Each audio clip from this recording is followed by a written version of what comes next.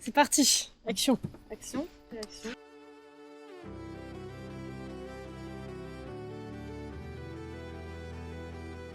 Et ben voilà, demain j'arrive au bout de ce beau projet. Première étape est lancée. Prête à partir pour le 3e jour de vélo. Jour 13, jour 21. C'est parti pour le jour 26 de vélo. Jour 30, 37e jour de vélo. Jour 52, jour 62, jour 63, c'est ma dernière étape toute seule. Ce projet qui pour l'instant ça a été le plus grand projet de ma jeune vie, puisque pendant 4 mois j'ai sillonné la France en vélo, toute seule, avec ma tente, mon sac de couchage, mon tapis de sol et mon réchaud. Et je suis partie à la rencontre de communautés religieuses, de paroissiens et de personnes qui ont pu croiser ma route. Donc si on rembobine déjà, pourquoi j'ai eu 4 mois devant moi pour le faire. Je suis en année de césure, en année de pause avant de faire ma dernière année d'école d'ingénieur. Et quand j'ai vu qu'on pouvait cocher la case projet personnel de césure, j'ai sauté sur l'occasion et je me suis dit c'est ça que j'ai envie de faire.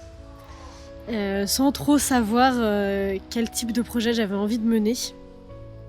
Et en fait le vélo est venu quand même assez naturellement. J'avais le moyen de transport, il me manquait plus que le où et le quel sens je mets derrière. Donc d'abord le où, j'ai cherché si j'avais des personnes disponibles pour faire du vélo avec moi. Personne n'aimait assez le vélo ou avait assez de temps disponible pour faire ça. Donc je me suis dit que j'allais créer mon projet à moi, quelque chose qui me ressemble. J'avais envie de découvrir la France. Donc le vélo en France, et quel sens mettre derrière. Au moment où je réfléchissais à faire ce projet, j'étais en pleine réflexion de camps guidés, à la recherche d'abbayes dans lesquelles rendre service. Et il y a beaucoup d'abbayes qui donnaient envie aux 4 coins de la France. Et donc naturellement je me suis dit que j'avais envie de lier ce projet personnel de césure et aller à la rencontre des communautés religieuses pour leur rendre service, tout en restant dans la lignée des 3 piliers de la pédagogie guidénée, que sont la vie spirituelle, l'aventure et le service.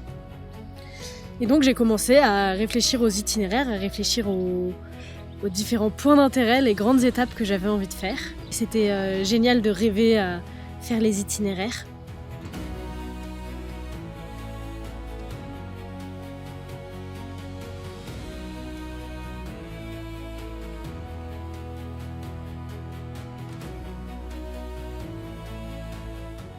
Et ensuite est venue la présentation, la création d'un dossier pour Centrale. Et c'était chouette de faire ça parce que c'était un peu plus concret, ça mettait vraiment des mots sur des rêves finalement. Et une fois que c'était validé, dans tous les cas je pouvais pas faire marche arrière et ce projet allait devoir voir le jour.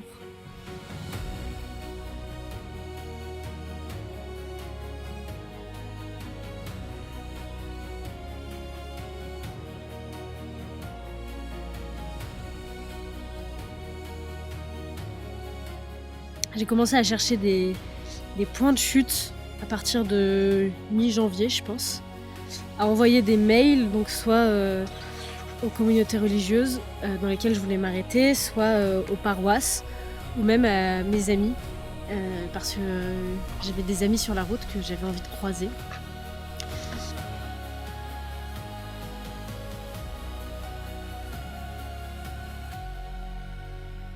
Et puis est venue la fin de mon stage, mon premier stage de césure, et la semaine de préparation pour ce projet. Là, le stress commençait un peu à monter. Je savais que dans tous les cas, je ne ferais pas marche arrière. J'étais très confiante sur le fait que ça se passe bien. Je pense que j'ai jamais vraiment eu peur du projet. Et puis, je me suis lancée et j'ai eu de la chance. J'étais accompagnée par papa sur le début, qui a fait une bonne partie de la première étape avec moi.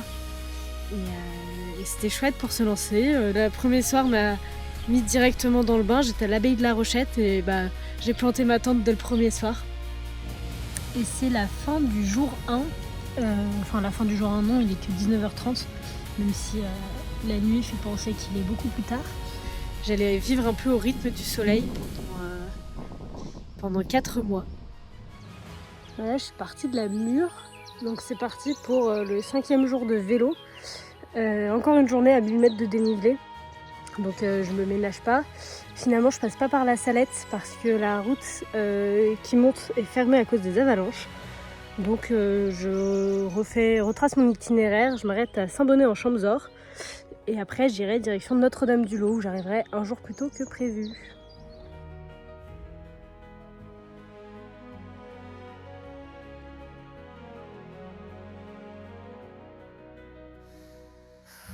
Ça m'a quand même permis de donc changer mes plans un peu à la dernière minute, mais de m'arrêter à Saint-Bonnet en Champzore où j'ai rencontré toute la famille Pellegrin qui était quand même assez exceptionnelle et dont je garde vraiment un très très bon souvenir.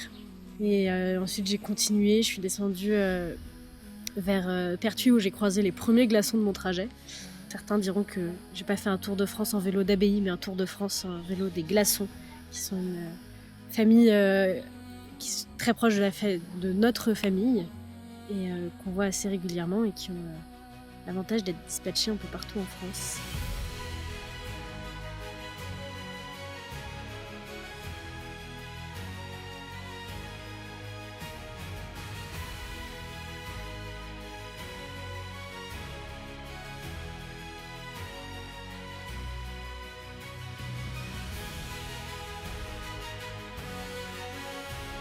Et à l'abbaye de Sablonceau, il y a Charlotte qui m'a rejoint. Charlotte, une amie des scouts et avec qui j'ai fait la première étape de vélo où je n'étais pas seule.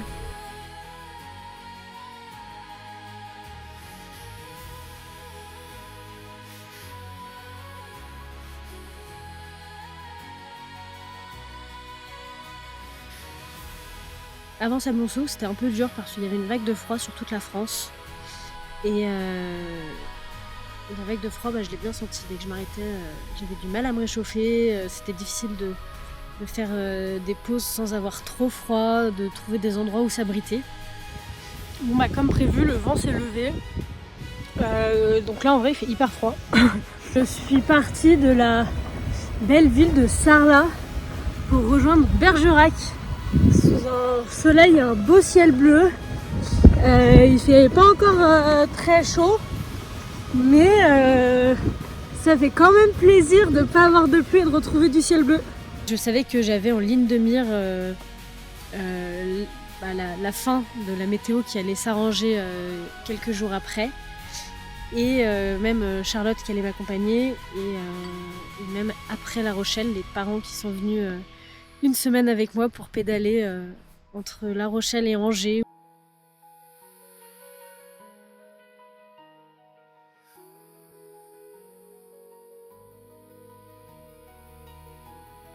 On a atterri à Angers, chez les Augustins, qui sont aussi de la famille Glaçon.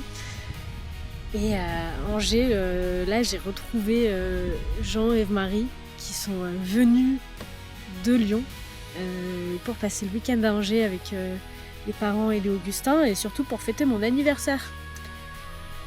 Enfin, surtout, je sais pas, mais, mais en partie aussi pour fêter mon anniversaire.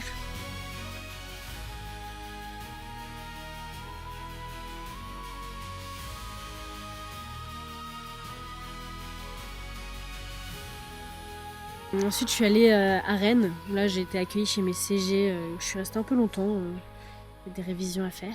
Ensuite, direction le Mont-Saint-Michel, où là, je pense que ça a été une des plus belles arrivées d'étape. Parce que le Mont-Saint-Michel, quand on arrive sur la piste cyclable, on voit le mont se rapprocher pendant 7-8 km. On voit vraiment le mont grandir devant nous, jusqu'à arriver au pied. Et même, j'ai eu la chance d'être logée par les sœurs, donc d'être logée sur le mont.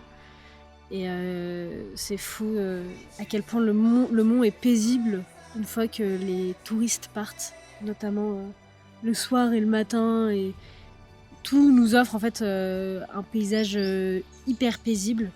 On peut rencontrer des gens vraiment exceptionnels sur le mont, d'autres filles qui faisaient aussi un peu leur pèlerinage, Célia, Marie et Diane notamment, et Joël avec qui on a passé un peu moins de temps. Fou de se dire que on a pu rendre beau un lieu saint comme le mont de Saint-Michel en nettoyant toute la basilique en haut, avant l'arrivée des touristes. Ce qui m'a donné d'ailleurs envie de plus faire attention à quel point les sanctuaires, les basiliques ou autres étaient super bien entretenus, parce qu'en fait il y a plein de petites mains qui œuvrent un peu dans l'ombre, qui donnent de leur temps gratuitement, et ça c'est vraiment beau.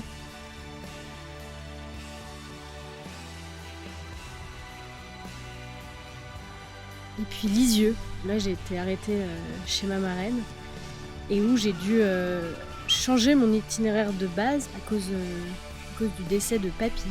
J'ai pris un train pour rentrer à Lyon et passer une bonne semaine avec ma famille et mes cousins, famille proche.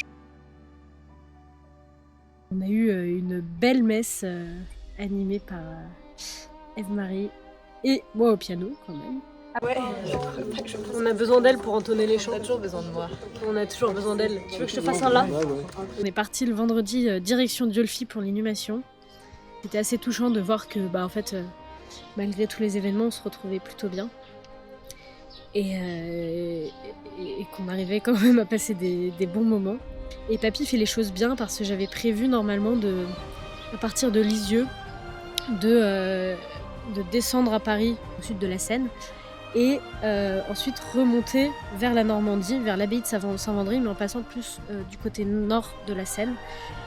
Le fait de couper ce petit aller-retour que j'avais prévu à Paris, ça m'a pas du tout mis en retard sur mon planning. Après les funérailles de papy, j'ai repris un train pour aller à Lisieux, retrouver les affaires que j'avais laissées chez ma marraine. Et je me suis remise en selle.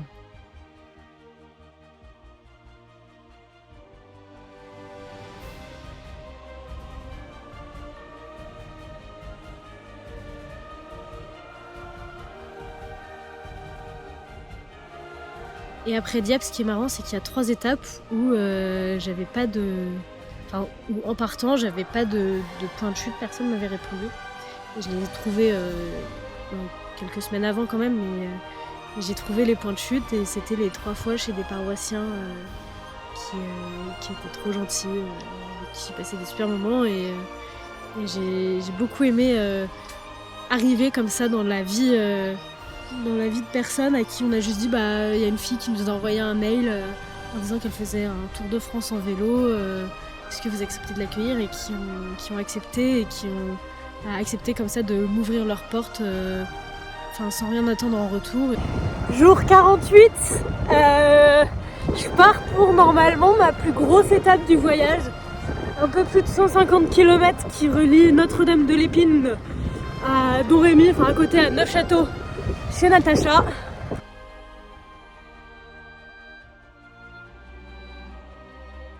C'était vraiment chouette d'avoir des personnes que je connaissais aussi sur la route, d'avoir des jalons plus ou moins espacés de personnes que je connaissais, parce qu'en fait ça reste quand même vachement différent de raconter le projet à quelqu'un qu'on connaît pas que à quelqu'un qu'on connaît, ou surtout qui nous connaît. Et ensuite je suis allée globalement direction les 40 ans des Guides Aînés. Là on était à Montréal, en Bourgogne. On a été accueillis chez les Renards, pour le coup je les connaissais pas, mais c'est des personnes qui étaient assez exceptionnelles. Et en fait j'ai appris pendant les 40 ans que Antoine Renard, il avait été là à la création des SUF, et qu'il avait été commissaire général puis président. Et donc je lui ai demandé s'il était président quand Yves Bertrand était commissaire. Et il m'a dit oui, et donc je lui ai dit mais donc vous connaissez Jean-Louis Barbaroux? Et il m'a dit carrément. Et là ce qui était chouette, c'est que après les 40 ans, vu que ça se finissait vers midi, moi j'ai pas repris le vélo tout de suite, et je suis restée une soirée de plus à Montréal. Et donc les Renards m'ont invitée à dîner avec eux, et En fait, on a pu retracer un peu le parcours donc de Anne et Antoine Renard, et aussi le parcours de Papy, et ils étaient trop contents de voir des photos de Papy, et de voir aussi ce qu'il était devenu. J'ai repris la route, cette fois direction Vézelay, où Domitil m'a rejoint. On a commencé à Vézelay, chez les sœurs Fraternité de Jérusalem, qui sont les mêmes qu'au Mont-Saint-Michel, où là on a aidé à nettoyer les stalles, à déménager une cellule d'une sœur qui était décédée. On a rencontré aussi Jean-Louis et Sylviane, qui étaient des hospitaliers de Vézelay, qui étaient là pour l'accueil des pèlerins. Ensuite on est parti, il faisait très chaud à ce moment-là, on est parti assez tôt.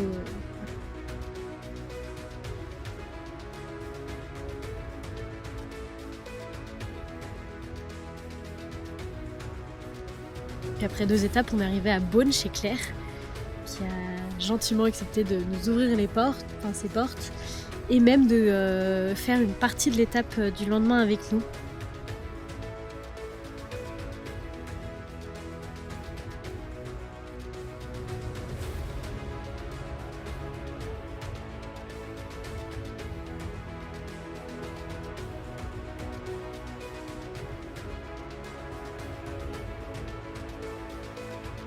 Et à partir de Clermont, Claire est revenue avec nous, nous a rejoint pour 2 jours, et on a aussi Clémence et Cyprien qui sont venus. Donc en fait j'ai vraiment fait 2 semaines, enfin même un peu plus de 2 semaines où j'étais pas du tout seule sur cette fin de périple. Il faisait principalement beau, on a vu vraiment des paysages magnifiques, et j'étais tellement contente de pouvoir partager ça avec eux.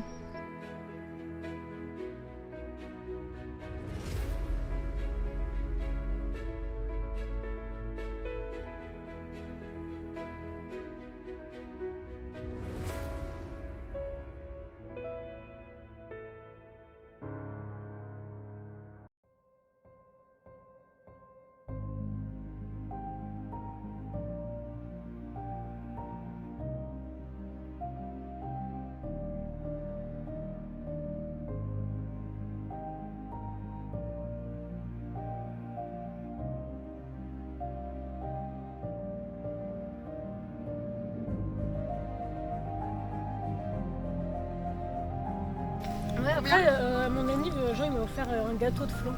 Moi j'adore. C'était génial, il y avait des flans à tous les goûts.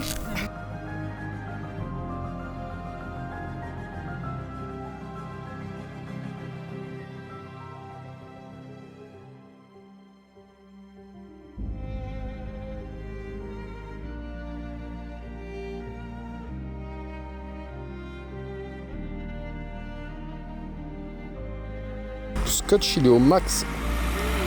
Comme Soso. Soso max. Soso. Ça tient. C'est troué le pneu.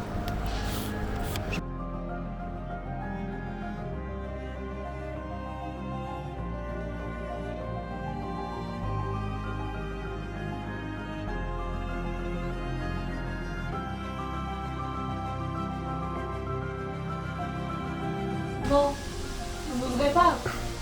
Il est neuf le vélo. Je pourrais faire une roue avant, mais après je sais pas faire.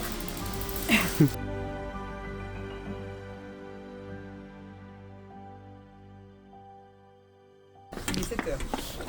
Bonjour monsieur, désolé hein. Ça dépend à quelle heure. Ça a fait attendre. Oui, je l'ai accroché. Merci Alain. Spécial dédicace. Merci Alain.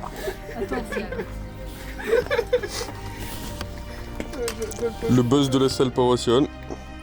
En personne. C'est parfait, attendez. Merci ma soeur, on récupère le casque quand même. C'est pas vrai ça.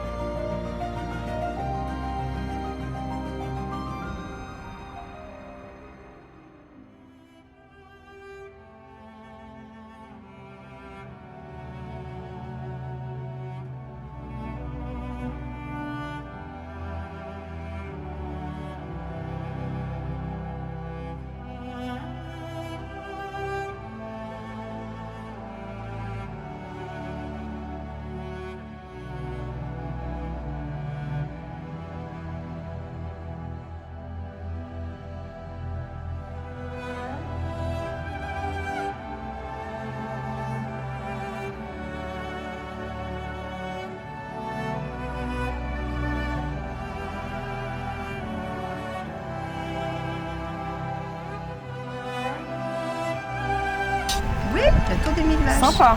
Voilà, la Creuse, l'Aubrac, enfin voilà.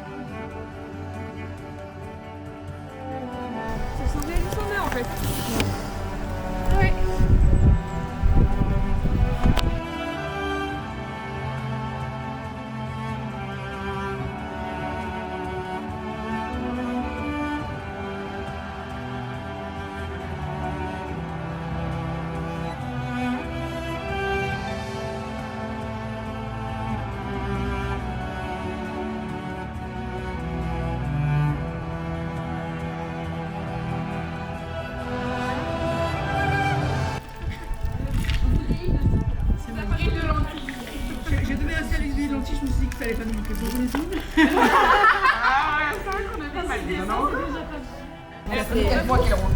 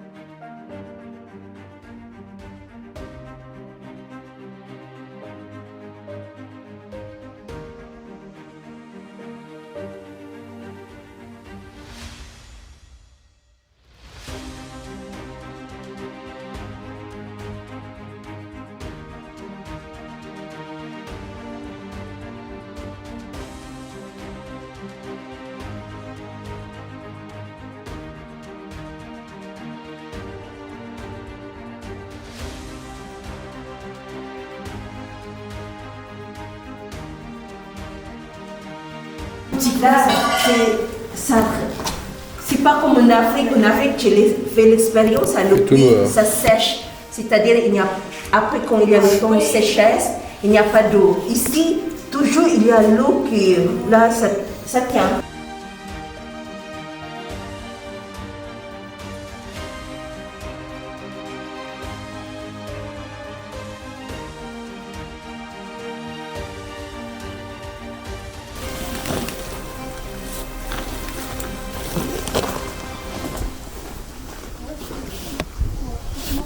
Ouais, dur au labeur. C'est évident. Franchement, Grosse journée. franchement,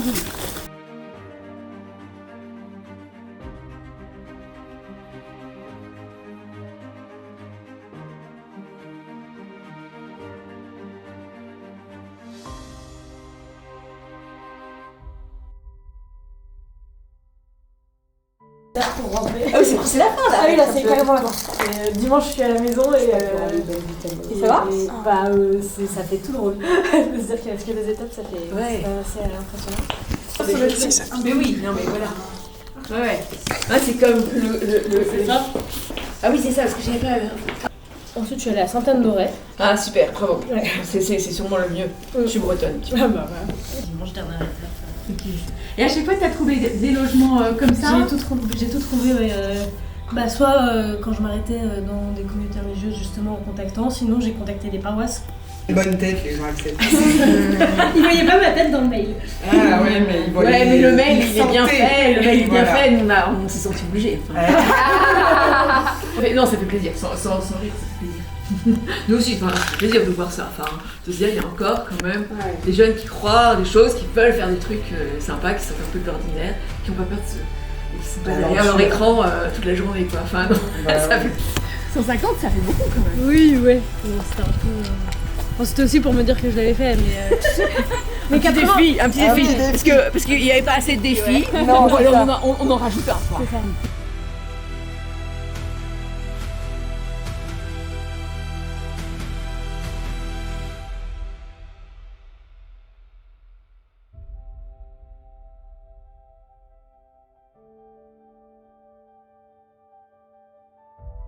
Genre ça avec l'envie de repartir en fait. Mais repartir sur d'autres projets, peut-être moins longs, différents, mais en fait, voir qu'un projet comme ça a pu se passer sans encombre, ça me donne aussi, enfin, de me dire que c'est beau d'avoir des rêves et c'est beau de faire en sorte que ça se réalise et d'aller au bout, quoi.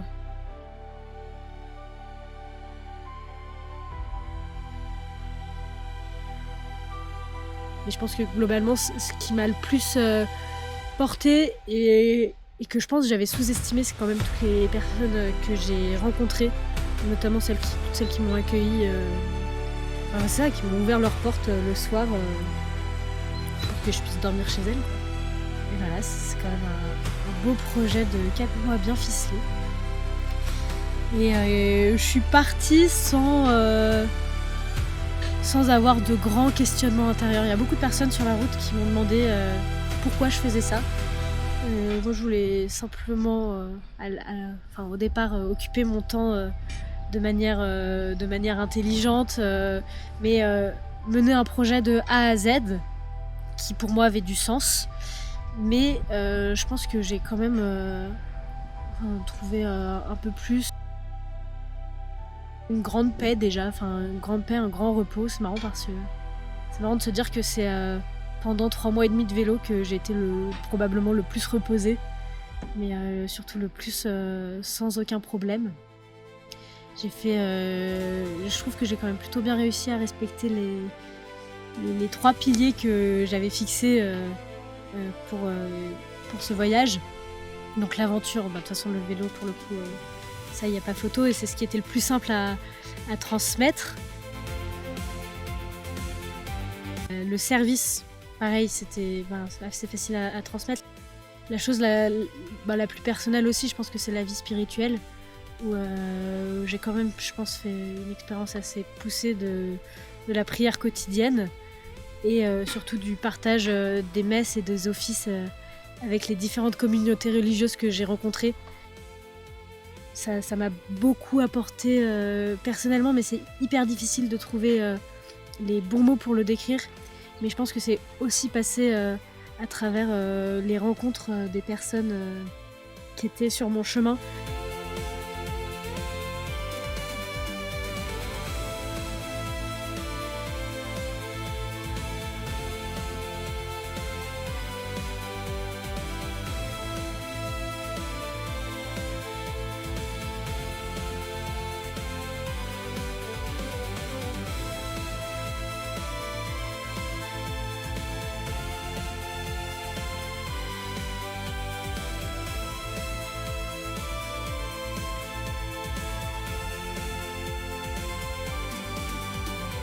Un room tour. Alors là, il y a Domiti. Bonjour à tous. Et là, il y a la porte de la tente. Là, il y a la deuxième porte de la tente. Et là, il y a les tapis de sol. Et voilà. Là, il y a les pieds de Soso.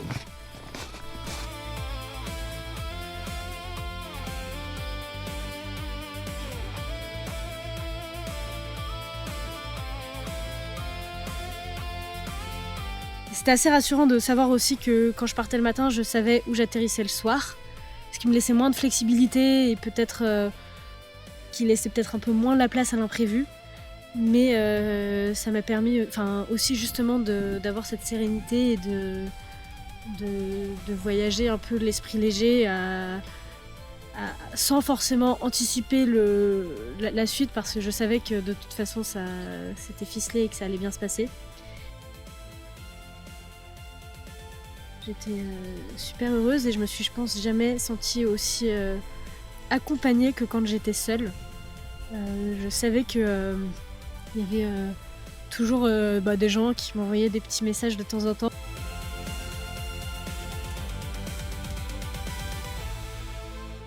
Et j'ai beaucoup pensé aussi à toutes les personnes que j'aimais un peu tout le temps. Et ça m'a aussi beaucoup aidée.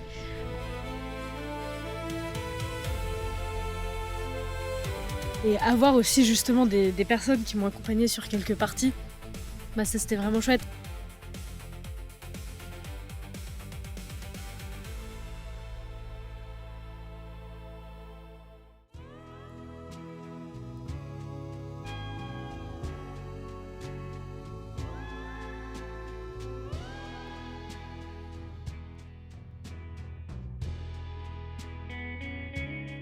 J'arrive à me souvenir de chaque lieu, j'arrive aussi à me souvenir de chacune des personnes qui m'a accueillie. Et ça, pour le coup, j'espère que je les oublierai jamais.